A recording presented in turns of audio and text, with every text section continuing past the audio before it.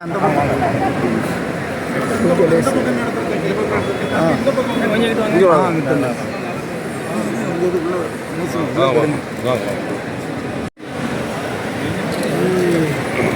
லேசா நோட்டுக்கோ இடிஞ்சு நிலைங்க கொஞ்சம் வழி விடுங்க லேசா பின்னாடி வந்துருங்க உள்ள வருது ஒரு நிமிஷம் இடிஞ்சு வாங்க அது அம்மாவர் பொம்மை தான் வச்சிருக்கேன் சரி அப்புறம் பண்ணி வச்சுக்கோ அம்மாவர் பொம்மை தான் மாலை போட்டோம்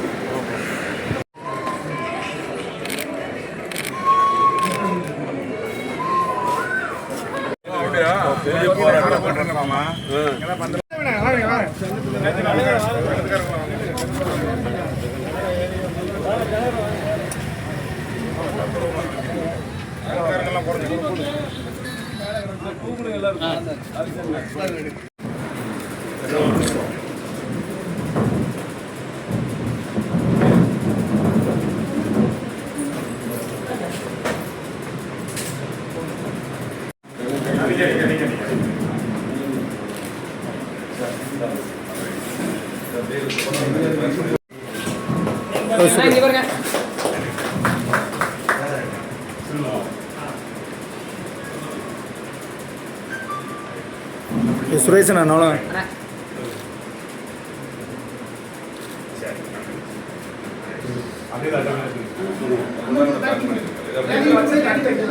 அவருடைய 444 ஆண்டு திருவிழாவை நம் இன உறவுகள் மற்றும் நம்மளோடு இணைந்து செயல்படுத்தி நமக்கான திட்டங்களை நல்ல விஷயங்களை செய்து கொண்டிருக்கின்ற 2 அரசியல் ஆளுமைகளை இந்த இடத்தில் நாங்கள் எங்களுடைய அழைப்பை ஏற்று நமது பாசத்துக்குரிய அண்ணன்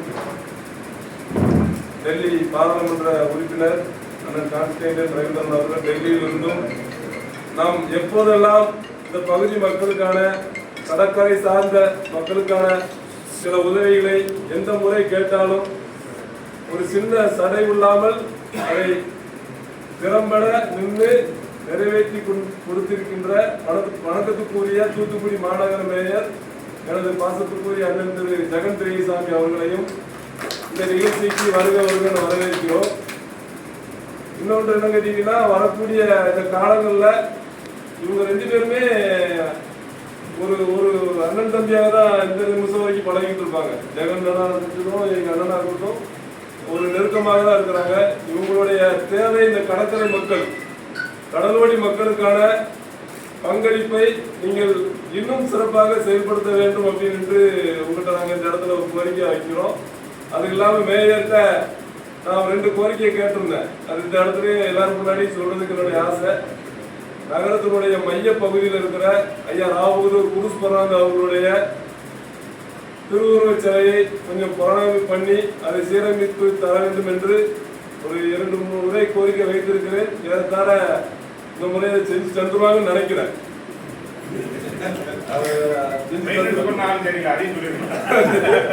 ஒரு சில விஷயங்களுக்கு ஒரு நீண்ட கால பிரச்சனை.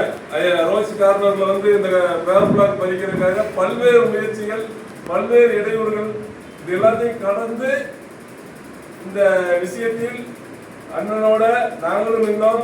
இந்த வார்டனுடைய மாமன்ற உறுப்பினர் அவர்களும் நின்றாங்க. ஒரு பெரிய டீம் ஒர்க் பண்ணி இன்னைக்கு நீங்க மாலையில் ஆனீங்கன்னா பெரும்பான்மையான மக்கள் அந்த இடத்துல உட்கார்ந்து இந்த கோயிலுடைய நிகழ்ச்சிகளை கண்டுகளிக்கக்கூடிய ஒரு சூழலுக்கு உருவாக்கி இருக்காங்க. அதுக்கு எங்களுடைய கடலோடி மக்களுடைய சார்பாகவும் பாண்டியாபுரி மக்கள் சார்பாகவும் அண்ணன் ஜெகன் பெரியசாமி அவர்களுக்கு எங்களது நெஞ்சார்ந்த நன்றியை தெரிவித்துக் கொள்கிறோம். நன்றி. தந்தையார் கலந்து நிறைய ஒத்துழைப்பு தர முதல்ல நன்றியும் கடமையும் கொடுத்து தெரிவிக்கும். இந்த நிகழ்ச்சி கான்சென்ட்ரேஷன் சொன்ன மாதிரி அண்ணன் சொன்னதுக்காண்டி அந்த கருத்தை முடிஞ்சுங்கன்னா புஷ்பவாங்க அவங்களை பற்றி நல்லாவே தெரியும். நியமனம் நம்மளோட ₹20 received on PhonePe. கடற்கரை இன்னும் கூட்டிங் தான் கிடைக்கும். இப்போ போனால் தமிழ்நாட்டிலிருந்து அடிக்கடி நல்ல தண்ணி போனோம்னா அதை ஃபாலோ பண்ணி இப்போ நம்ம அடிச்சு நிறைய இடம் தண்ணிக்கு போயிடும். இருந்தாலும் அவங்களுக்கு பிரதான இடம் புஷ்பனம் ஜலன்னு சொன்னால் இந்த ஊர்லேருந்து வெளிநாடு எங்கெங்கே போனாலும் அந்த இடத்த தெரியாத ஆள் கிடையாது.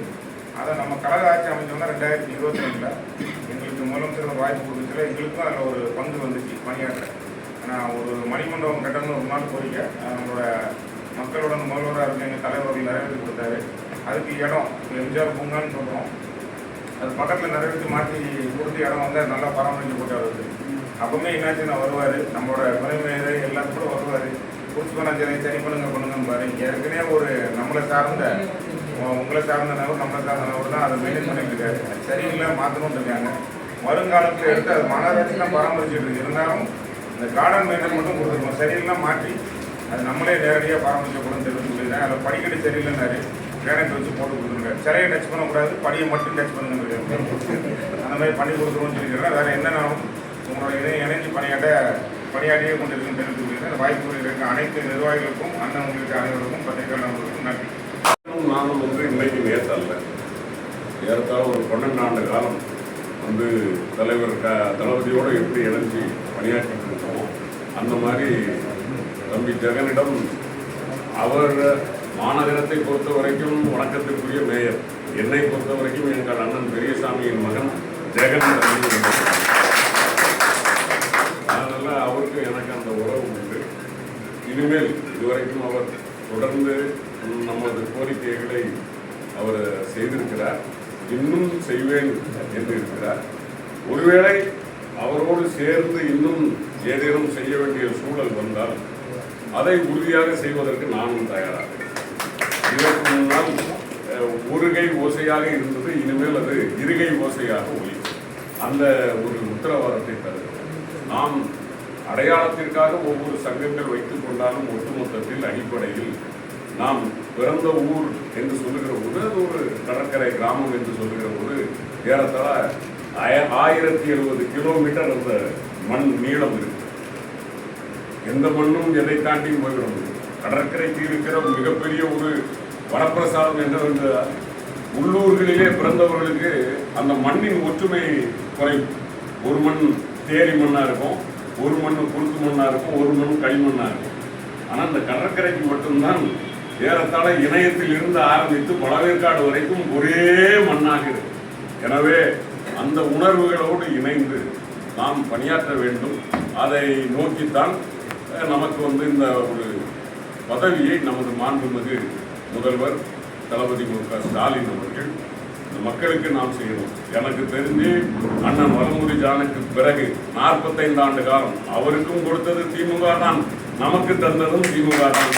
எனவே அந்த வகையில் நம்மை முன்னேற்றுவதற்கு இந்த வாய்ப்பு எப்படி பயன்படும் என்பதை பார்த்து நாம் எதிர்காலத்தில் எல்லோரும் இணைந்து சாதி மதம் இனம் எந்த பாகுபாடும் இல்லாமல் ஒன்றோடு ஒன்று கைகுலுக்கிக் கொண்டு இந்த திராவிட இயக்கம் அதனுடைய அடிவேர் கொள்கையே எது என்று கேட்டால் பெரியார் சொல்வார், ஒரு முதலாளியை எதிர்த்து ஒரு தொழிலாளி போராடுகிறான் என்று சொன்னால் நான் தொழிலாளியின் பக்கம் இருக்கிறேன், அந்த முதலாளி ஆதிக்கத்திற்கு எதிராக. அதே தொழிலாளி நான் தான் தொழிற்சங்க தலைவன் என்று நினைத்து கொண்டு அங்கே உறுப்பினராக இருக்கிறவனை அவன் பாதிப்பானே, ஆனால் நான் அந்த உறுப்பினருக்காக அவனை எதிர்த்து குரல் கொடுப்பேன். அதே உறுப்பினர் வீட்டிற்கு போய் பெண் எனக்கு அடிமை என்று நினைத்துக் கொண்டு அவன் மனைவியிடம் அவனுக்கு சம உரிமை கொடுக்காமல் நடந்து கொண்டால் நான் அந்த பெண்ணிற்காக குரல் கொடுப்பேன். ஆக பாதிக்கப்பட்ட இனம் எதுவோ அந்த இனத்திற்கு குரல் கொடுக்க வேண்டும் என்பதுதான் திராவிட இயக்கத்தினுடைய கொள்கை அடிநாள். அந்த வகையில் பின்தங்கி இருக்கிற அல்லது மிகவும் பின்தங்கி இருக்கிற இனம் எதுவோ அதை கண்டுபிடித்து மேல் நோக்கி கொண்டு வர வேண்டும் என்கிற ஆசையில் தான் தலைவர் தளபதி மு.க. ஸ்டாலின் அவர்கள் தந்திருக்கிறார்கள். நமது பாராளுமன்ற உறுப்பினர் அக்கா கனிமொழியினுடைய உந்துதல் இதில் அதிகம் என்பதை நாம் மறந்துவிடக்கூடாது. தலைவரிடம் என்னென்றால் தலைவர் ஒரு பரந்துபட்ட பார்வையில் இருக்கிற போது இப்படி செய்தால் இந்த பகுதிக்கு நல்லா இருக்கும் என்பதை எடுத்துச் சொல்வதற்கு ஒரு சூத்திரதாரி வேண்டும். அந்த மாதிரி இதில் நமது அக்கா கனிமொழி அவர்களினுடைய பங்கும் குறைத்து மதிப்பிட முடியாத சூழல். எனவே எல்லோரும் இணைந்து நாம், அதாவது தூத்துக்குடியில் ஒரு பகுதி வளருது அப்படின்னா அது தூத்துக்குடி வளருதுன்னு தான் ஒரு பகுதி அப்படின்னு. ஆனால் எல்லா பகுதியும் வளர்ந்தால் தூத்துக்குடி ஒட்டுமொத்தமாக வளரும் என்பதை மனதில் வைத்துக் கொண்டு நாம் எல்லாருக்குமான முன்னேற்றத்திற்கான ஒரு அடுத்த படியை நோக்கி நகர்வோம். இந்த வரவேற்பு அளித்த உங்கள் அத்தனை பேருக்கும் என் அன்பு கலந்த நன்றியும் வணக்கம்.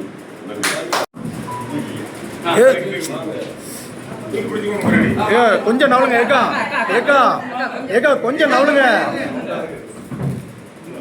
இதை